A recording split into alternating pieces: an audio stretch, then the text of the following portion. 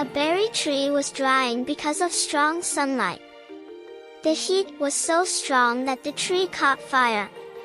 A pigeon tried to save the tree. She poured a lot of water on the plant. She took care of it every day. Slowly, the tree grew big. Fruits started to grow on it.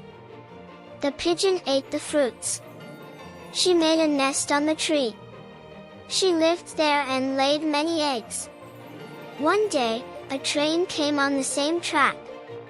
The pigeon tried to stop the train. But the train hit the tree. The tree broke into pieces. The nest fell down.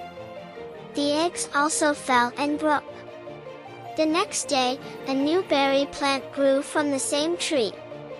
It grew again and gave fruits. But the pigeon was still crying.